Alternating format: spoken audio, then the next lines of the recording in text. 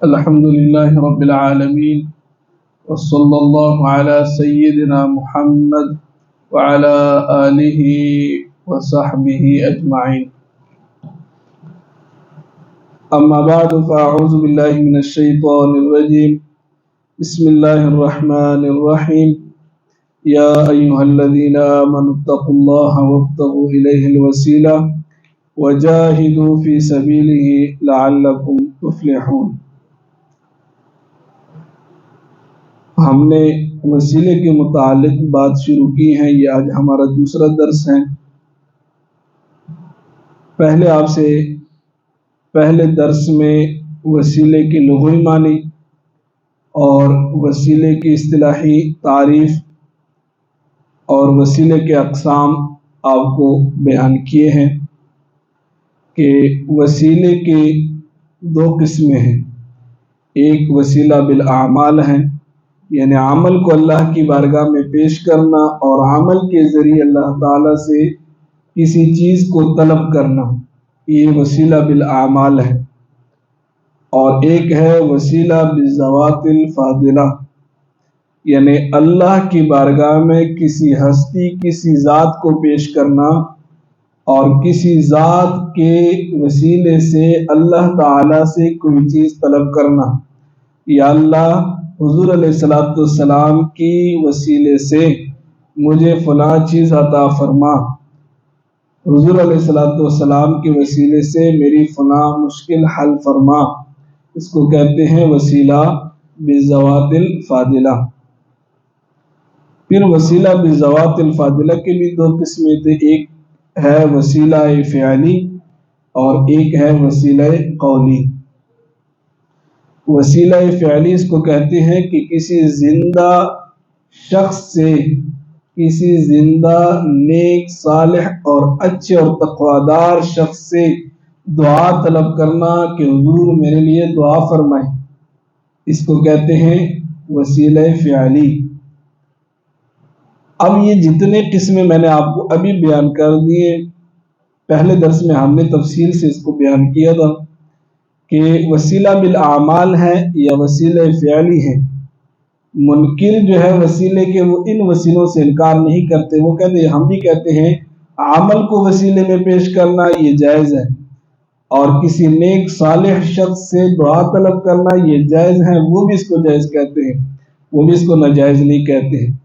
لیکن ایک ہے وسیلہ قولی کہ آپ کسی کا نام لے کر، چاہے وہ شخص زندہ ہے اور چاہے وہ فوت شدہ ہے، ان کا نام لے کر ان کے نام کے وسیلے سے دعا کرنا اور اللہ سے کچھ بھی طلب کرنا، ان کے نام سے وسیلہ کرنا، قربت حاصل کرنا.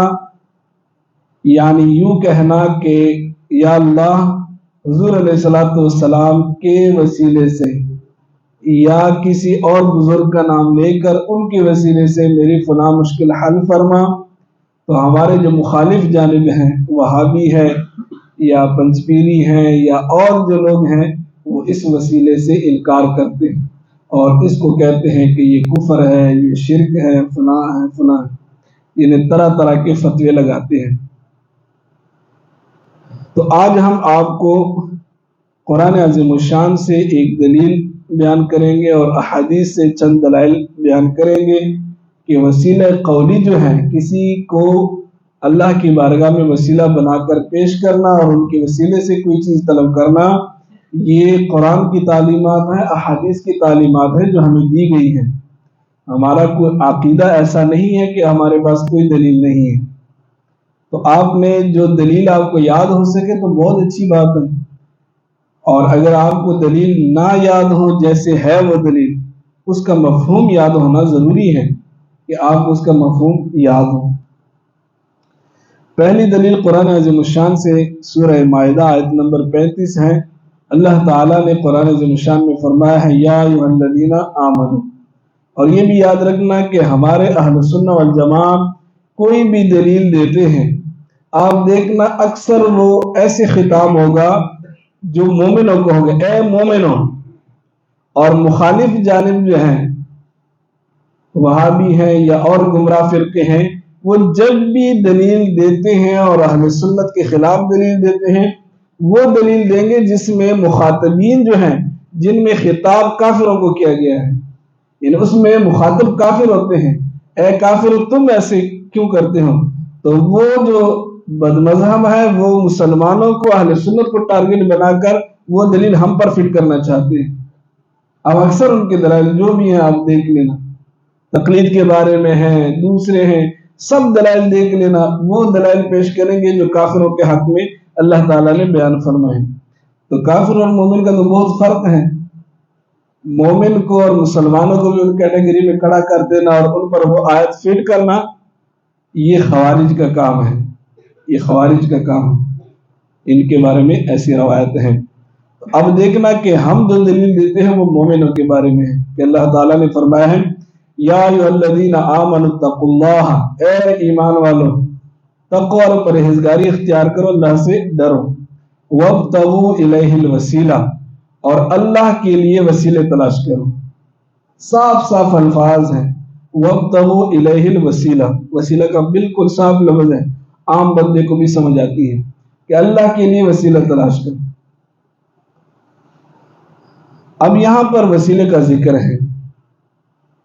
اب جو ہے جب ہم یہ آیت پیش کرتے ہیں اپنے دعویٰ پر کہ وسیلہ جائز ہے اور قرآن میں اللہ تعالیٰ نے وسیلے کے بارے میں فرمایا ہے، تو کم از کم وہ بھی تو کچھ کہتے ہوں گے نا اس دلیل کے بارے میں، کچھ نہ کچھ تو وہ بھی کہتے ہوں گے۔ اب جیسے کہ میں نے آپ کو پہلے عرض کیا کہ مخالف جانب والے بھی یہ کہتے ہیں کہ وسیلہ بالاعمال جائز ہے، وسیلہ بالاعمال جائز ہے۔ وہ کہتے ہیں یہاں مراد وسیلہ سے مراد وسیلہ بالاعمال ہے، وسیلہ بذوات الفاضلہ نہیں ہے۔ تو یہاں پر پھر آ کر ہم کہتے ہیں کہ علم حاصل کرنا، قرآن کو سمجھنا، حدیث کو سمجھنا، یہ کوئی آسان کام نہیں ہے، اور ہر کسی کا کام نہیں ہے کہ منہ اٹھا کے کوئی بھی اردو والا قرآن پاک اٹھائے یا اردو ترجمے سے احادیث جو لکھے ہیں وہ اٹھا کر وہ پڑھنا شروع کر دے اور اسے سمجھ آ جائے گی، کبھی نہیں آئے گی سمجھ ایسے۔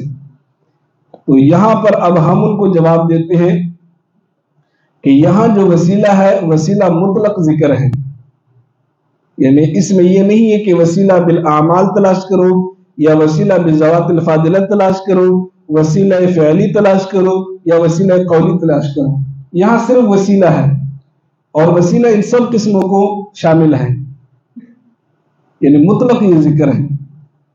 اب آپ کو سمجھ آئے یا نہ آئے، لیکن جو بعد میں طلباء سنیں گے یا علماء سنیں گے ان کو یہ بات سمجھ آ جائے گی، امید ہے آپ کو بھی سمجھ آئے۔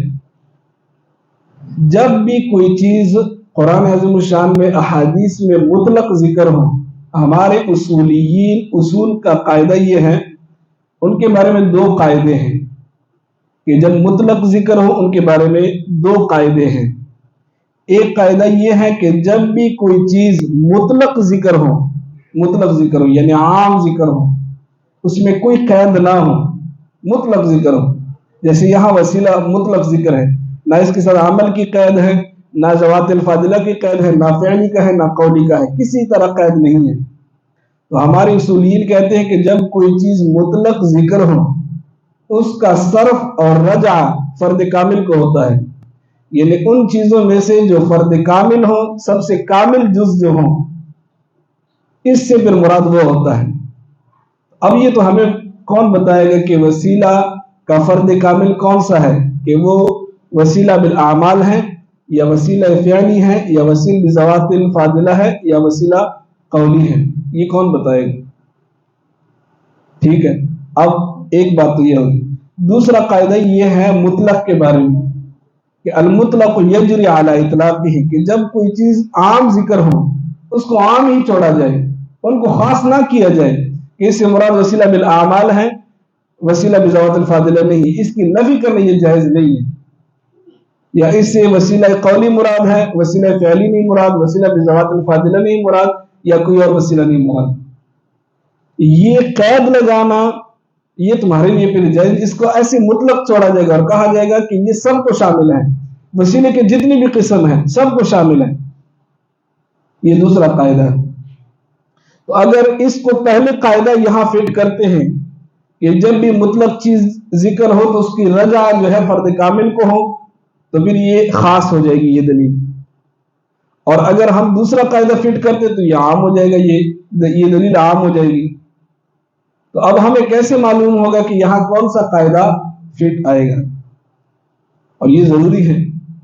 تو اس کے بارے میں پھر ہمارے حسامی کی جو شرح ہے، اصول کی کتاب ہے حسامی کی شرح مولوی، انہوں نے ان دو قاعدوں کو ذکر کیا ہے اور ان دو قاعدوں کے بارے میں تفصیل بتائی ہے، اور تفصیل یہ ہے کہ جو چیز مطلق ذکر ہے آپ نے اس کو دیکھنا ہے کہ وہ مطلق جو ذکر ہے وہ وصف ہے یا ذات ہے، یعنی صفت ہے یا ذات ہے۔ اگر ذات ہے وہ جو مطلق ذکر ہے، اگر وہ ذات ہے تو پھر اس کی رجع اور مطلق ذکر ہے فرد کامل کو ہوگا۔ جو چیز مطلق ذکر ہے آپ نے دیکھنا ہے اسے کہ وہ وصف ہے اور یا ذات ہے۔ اگر ذات ہے تو پہلا قاعدہ جاری ہوگا کہ اس کی رجع جو ہے فرد کامل کو ہوگا۔ مثال اس کی یہ ہے کہ قرآن عظیم الشان میں اللہ تعالیٰ نے فرمایا ہے سبحان الذی اسری بعبدہ لیلا من المسجد الحرام الی المسجد الاقصی، کہ اللہ تعالیٰ نے اپنے خاص بندے کو سیر کرایا رات کے تھوڑے سے حصے میں مسجد حرام سے مسجد اقصی تک۔ اب یہاں عابد کا ذکر ہے، سبحان الذی اسری بعبدہ، عابد عام ہے، آپ بھی بندے ہیں میں بھی بندہ ہوں، یہ سارے جتنے بھی لوگ ہیں سب بندے ہیں۔ تو اب اس بندے سے کون مراد ہے؟ یہ بھی مطلق ذکر ہے، سارے بندوں کو سیر کرایا مسجد حرام سے مسجد اقصی۔ اب یہاں پہ یہ پہلا قاعدہ جاری ہوگا کہ جب مطلق ذکر ہو کوئی چیز اور وہ ذات ہو، عابد ذات ہے، تو اس سے مراد فرد کامل ہوگا۔ اب بندے میں جو سب سے کامل فرد ہے، کامل شخصیت ہے، اس سے مراد وہ شخص ہوگا۔ اب انسانوں میں کامل شخص اور مکمل شخص وہ کون ہے؟ حضور علیہ السلام کی ذات مبارک۔ تو مقصد یہ ہے کہ پاکی ہے اس ذات کے لیے جس نے اپنے خاص بندے کو سیر کرایا رات کے تھوڑے سے حصے میں مسجد حرام سے مسجد اقصی تک۔ تو یہ قاعدہ یہاں، اب یہاں پہ جو ذکر ہے یا ایھا الذین آمنوا اتقوا اللہ وابتغوا الیہ الوسیلہ، یہاں وسیلہ وصف ہے، یہ ذات نہیں ہے، صفت ہے۔ تو یہ اس پر وہ دوسرا قاعدہ فٹ آئے گا کہ المطلق یجری علی اطلاقہ، کہ جب کوئی چیز مطلق ذکر ہو وہ اس کو عام چھوڑ دیا جائے گا، اس کو خاص نہیں کیا جائے گا کہ آپ کہیں کہ اس سے مراد ایک ہی وسیلہ ہے دوسرے وسیلے نہیں ہیں، بلکہ اس کو عام چھوڑ دیا جائے گا۔ معنی یہ ہے کہ اے ایمان والو تم وسیلہ بالاعمال بھی کرو، تم وسیلہ بذوات الفاضلہ بھی کرو، تم وسیلہ قولی بھی کرو، تم وسیلہ فعلی بھی کرو، سارے مراد ہیں۔ تو یہ بنیادی اصول ہے۔ اس بحث کو ایک اور طریقے سے بھی کرتے ہیں اور وہ بھی طلباء کے لیے بہت مفید ہے، مختصر الفاظ میں بتا دیتا ہوں کہ جب وہ یہ مطلق ذکر ہے اور مطلق جب ذکر ہے اس کو جب آپ نے مقید کرنا ہے اور آپ کہیں کہ اس سے مراد وسیلہ بالاعمال ہے، آپ نے مقید کر دیے، اس کو قید کر دیے، باقی سارے وسیلے نکال دیے، اور یہ قطعی دلیل ہے۔ قطعی دلیل مانا یہ قرآن میں ذکر ہے۔ تو جب آپ قطعی دلیل کو مقید بناتے ہیں، ہمارے احناف کی یہ اصول ہے اور علماء نے یہ اصول مقرر کیے ہیں کہ جب آپ جو ہے وہ مطلق کو مقید بناتے ہیں تو وہ جو مطلق جس کو آپ مقید بنا رہے ہیں اور اس سے وہ باقی کو نکال رہے ہیں، تو گویا کہ ان کے بارے میں یہ حکم آپ منسوخ کر رہے ہیں۔ یعنی بات یہ ہوگی کہ آپ وسیلہ تلاش کریں اور آپ کہیں اس سے مراد وسیلہ بالاعمال ہے، تو مقصد یہ ہے کہ باقی کے بارے میں حکم نہیں ہے، ان کے بارے میں منسوخ ہے۔ تو قطعی دلیل کو منسوخ کرنے کے لیے بھی قطعی ناسخ چاہیے کہ جس کے ذریعے آپ اس کو منسوخ کر رہے ہیں تو وہ بھی آپ کو قطعی ناسخ چاہیے۔ آپ کو کوئی اور آیت پیش کرنی ہوگی کہ اس میں یہ ذکر ہو کہ یہاں جو ہے وسیلہ بالاعمال مراد ہے اور باقی وسیلے نہیں مراد۔ اب کہاں ہے وہ دلیل؟ ٹھیک ہے نا؟ تو قطعی کو مقید جو آپ نے بنانا ہے اور قطعی دلیل کو آپ نے منسوخ کرنا ہے تو اس کے لیے ناسخ بھی قطعی چاہیے، تو وہ کوئی نہیں ہے۔ تو دلیل ظنی سے بھی قطعی دلیل جو ہے وہ منسوخ نہیں ہوتی، دلیل ظنی سے بھی قطعی دلیل منسوخ نہیں ہوتی۔ پھر کوئی عالم کی کوئی بیان پیش کرے یا مفسر کی پیش کرے یا کسی اور کی پیش کرے، اسے تو بالکل منسوخ نہیں ہونی۔ یہ ایک اور طرف ہے، اس میں اور بھی کچھ باتیں ہیں لیکن اتنا کافی ہے۔